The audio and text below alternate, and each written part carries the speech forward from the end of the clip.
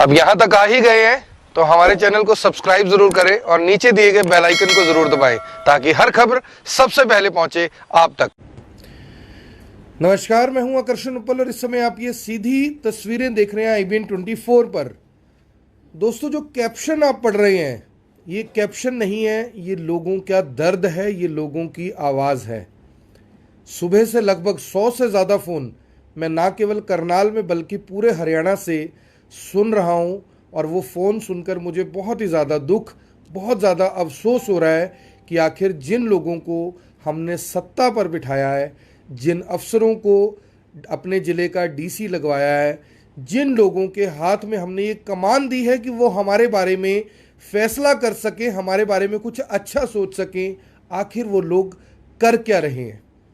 आज जो मैं चला रहा हूँ ये कोई खबर नहीं है, ये आप लोगों की आवाज़ है, आपके दिल की आवाज़ है, क्योंकि आप जानना चाहते हैं कि आखिर ये सब कुछ हो क्या रहा है। जैसा कि आप जानते हैं कि देश में कोरोना का प्रकोप इस समय चल रहा है। देश के अलग अलग राज्यों की अलग अलग सरकारें इस समय ये कह रही हैं कि लॉकडाउन की स्थिति है, अब धीरे धीरे लॉकडाउन खुल रहा है। ऑड इवन की जो दुकानें हैं वो खोली जा रही हैं। अब एक विडंबना हो गई है, वो विडंबना ये है कि कल रविवार का दिन था, यानी छुट्टी का दिन था। लोगों ने सोचा नई गाइडलाइन आएगी, हमें कुछ राहत मिलेगी। गाइडलाइन ज़रूर आई, लेकिन लोगों को राहत क्या मिलनी थी, लोगों के लिए राहत आफत बन चुकी है। लोग ये जानना चाहते हैं कि जिन्होंने संडे को अपनी दुकानें बंद रखी, क्योंकि कल इवन नंबर की जो दुकान है, यानी कि 30 तारीख थी तो 2 नंबर की दुकान खुलनी थी, आज 1 नंबर की दुकान खुलनी है क्योंकि आज 31 तारीख है। लेकिन विडंबना ऐसी है कि कल भी 1 नंबर की दुकान खुलेगी क्योंकि कल 1 तारीख है। ऐसे में अब सवाल उठता है कि आखिर शनिवार को अपनी दुकानों का शटर बंद करने वाले लोग क्या बुधवार तक अपनी दुकानों को बंद रखेंगे।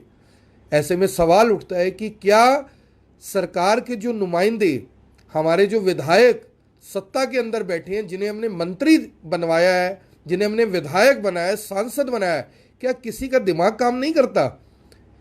क्या किसी को ये सोच अभी तक नहीं आई? क्या उन तक किसी ने ये फोन नहीं किया? या लोगों को अब उम्मीद नहीं रही, लोग ना उम्मीद हो चुके हैं कि हम अगर अपनी बात कहना चाहते हैं या कह सकते हैं तो सिर्फ और सिर्फ मीडिया को कह सकते हैं और हमारी बात कोई सुनेगा ही नहीं।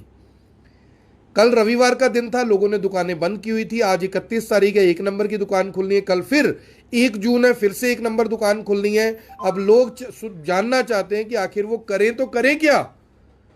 जिनकी दुकानें 3 दिन बंद रहेंगी, मेरे पास अभी एक फ़ोन आया, उन्होंने बताया जी मैं कपड़े का व्यापारी हूं, मेरे पास 7-8 लोग काम करते हैं, कल संडे को मैंने अपनी दुकान बंद की हुई थी, मेरी आज इवन नंबर की दुकान खुलनी चाहिए थी लेकिन आज ऑड नंबर है। उसके बाद कल 1 तारीख है, कल फिर से ऑड तारीख है। मैं बताइए आखिर जाऊं तो जाऊं कहां?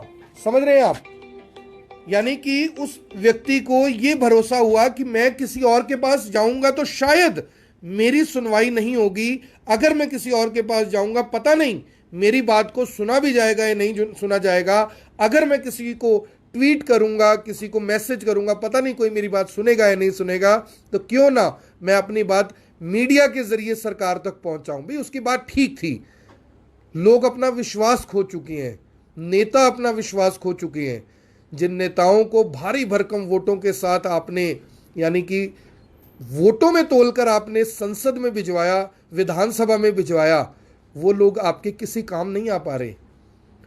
वो लोग आपके लिए कुछ निर्धारित नहीं कर पा रहे, कुछ डिसाइड नहीं कर पा रहे। ऐसे हाथों में इस समय सत्ता है और हमारा विपक्ष, चाहे वो कांग्रेस हो या इनेलो हो, इनेलो तो आपको पता ही है इस समय क्या पोजीशन चल रही है। यानी कि एक मजबूत विपक्ष का जो काम है, मुझे लगता है कि वो भी नहीं कर रहे इस समय पे, वो भी नकारा साबित हो रहे हैं। यानी कि ये सवाल कितना गंभीर सवाल है। क्या ये फोन सिर्फ मेरे पास आता होगा? नहीं, बहुत सारे मीडिया वालों के पास ये फोन जाता होगा। क्या ये मैसेज सिर्फ मेरे पास आता होगा? नहीं, बहुत सारे अधिकारियों के पास ये मैसेज आता होगा, लेकिन कोई गंभीरता से नहीं लेता। सबको ऐसा लगता है कि चलो यार धक्के खाने दो, क्या हो गया, अगर तंग हो गए तो वो होंगे, हमारी तनख्वाह तो 31 तारीख को आई जानी है। बच्चों को रोटी नहीं मिलेगी तो उसके बच्चों को नहीं मिलेगी, हमारे बच्चे तो कॉन्वेंट स्कूल में पढ़ ही रहे हैं। अगर किस्तें नहीं भरी जाएंगी तो उसकी नहीं भरी जाएंगी, हमारे पास तो लाइन में लगे हुए हैं, हमारे को पैसे का कोई घाटा थोड़ी है। हमारी सैलरी तो 30 तारीख को आ ही जाएगी, क्यों आ जाएगी? यानी मैं सोचकर हैरान हूं कि आखिर क्यों इस तरह के जो डिसीजन है, क्यों इस तरह के फैसले हैं, ये हो क्या रहा है। दोस्तों जितने भी लोग इस वीडियो को देख रहे हैं, देखिए ये खबर मैं अपने लिए नहीं बना रहा, ना मुझे इस वीडियो की कोई ज़रूरत थी, क्योंकि मेरा तो ऑफिस देखिए 24 घंटे मैं कभी भी खोल सकता हूं, क्योंकि मीडिया के ऊपर इस तरह की कोई पाबंदी लागू नहीं होती, तो हम अपना ऑफिस कभी भी खोल सकते हैं, मुझे इस बात से कोई दिक्कत नहीं है। लेकिन दिक्कत आप लोगों को है, ये आपकी आवाज़ है। जो आप सोच रहे थे ना सुबह से कि किसके पास जाएं, किसको कहें, मैं वही बात सामने कर रहा हूं, आपको बता रहा हूं, आपको समझा रहा हूं, आपके लिए ये आवाज़ उठा रहा हूं। इसलिए इस वीडियो को ज़रूर शेयर करें, हर जगह शेयर करें, ताकि ये पता लग सके कि आखिर आपकी आवाज़ सुनाने वाला, आपकी बात करने वाला कोई है। मुझे नहीं पता कि मैं ये बात कितने समय तक कर सकता हूं। आज मुझे कोई बता रहा था कि थोड़ा सा बच के रहिए, अगला निशाना आपके ऊपर है। अब बताइए मैं क्या गलत काम कर रहा हूं, किस चीज़ का निशाना मेरे ऊपर है, क्या किया है मैंने। ना मैंने किसी की भैंस खोली, ना मैंने किसी के मकान पे कब्जा किया, ना मैंने किसी की गाड़ी छीनी, ना मैंने किसी से पैसे मांगे, ना मैंने किसी को ब्लैकमेल किया, ना मैं कोई स्मगलिंग का काम करता हूं, ना मैं कोई चोरी डकैती करता हूं। सुबह 6-7 बजे शुरू होते हैं मेरे भाई, रात को 10-11-12 बजे कब घर जाएंगे कुछ नहीं आता पता होता। किसके लिए? मैं भी चाहूं तो अपने एसी दफ्तर में बैठकर काम कर सकता हूं, करते भी हैं, लेकिन जब बात फील्ड में जाने की आती है तो फील्ड में जाकर धरातल पर उतर कर काम करते हैं, क्योंकि आप लोगों को ज़रूरत होती है। मैं आपको सुनाना नहीं चाहता, मेरे पास अभी एक फ़ोन आया था, वो आदमी रो रहा था, उसने कहा कि मुझे ऑक्सीजन सिलेंडर चाहिए। मैंने काफ़ी जगह कोशिश की, नहीं मिल पाया, लेकिन मुझे उम्मीद है कि आप ऑक्सीजन सिलेंडर दिलवाएंगे। मैंने फ़ोन किया प्रितपाल पन्नू जी को, नीफा को चलाते हैं वो, उनकी तरफ से अच्छी सेवा चल रही है, उनका मुझे फ़ोन आया, 5 मिनट बाद की बात हो गई है, आधे घंटे में सिलेंडर पहुंच जाएगा। आखिर क्यों कोई नेता आपकी आवाज़ नहीं सुनता, क्यों कोई नेता आपका दर्द नहीं सुनता, आखिर क्यों नेता आपसे दूरी बनाकर रखते हैं। बड़ी बड़ी लग्जरी गाड़ियों में घूमने वाले, सिक्योरिटी साथ लेकर चलने वाले ये नेता आखिर क्यों आप लोगों की सुनना नहीं चाहते। मेरे जैसे छोटे से आदमी के क्यों दुश्मन बने हुए हैं? मैंने क्या बिगाड़ा है किसी का? पहले से मैं बहुत सारी समस्याओं से घिरा हुआ हूँ, बहुत सारे मामले दर्ज हैं, मैं आपको बता नहीं सकता कि कितना मैं परेशानी में अपना जीवन व्यतीत कर रहा हूँ। फिर भी कोशिश करते हैं कि आपके लिए आपकी लड़ाई लड़ी जाए, आपकी जो बात है वो सुनी जाए। कोशिश करते हैं कि यानी कि ठीक है जो कुछ हो रहा है, अब मैं क्या शेयर करूँ, लगभग सभी लोग जानते ही हैं, परेशानी में बहुत, यानी कि मैं आपको बता नहीं सकता कि देखिए घर से निकलते हैं ना तो ये नहीं पता होता कि शाम को वापस आएंगे कि नहीं आएंगे, ऐसी स्थिति चल रही है। मैं कई बार लिखता होता हूँ कि अगर मान लो कुछ हो जाए तो भैया आप लोग इन चीज़ों को संभाल लेना, ऐसी स्थिति बन जाती है।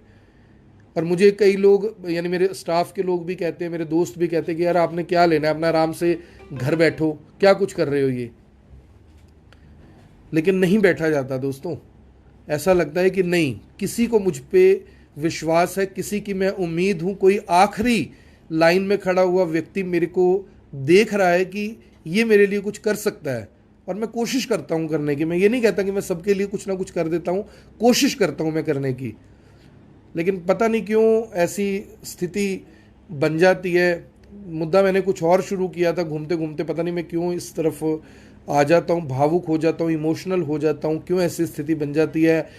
यानी मैं बताऊँ कितनी ही सारी फर्जी आईडी, फेसबुक पर फर्जी पेज, फर्जी आईडी बनाकर मेरे बारे में, मेरी फैमिली के बारे में, मेरे बच्चों के बारे में, परिवार के लोगों के बारे में कितना कुछ लिखा जाता है, लेकिन मैं कुछ नहीं, मैं कहता हूँ कोई बात नहीं, ईश्वर देख रहा है, भगवान देख रहा है, कोई बात नहीं, जो होगा देखी जाएगी।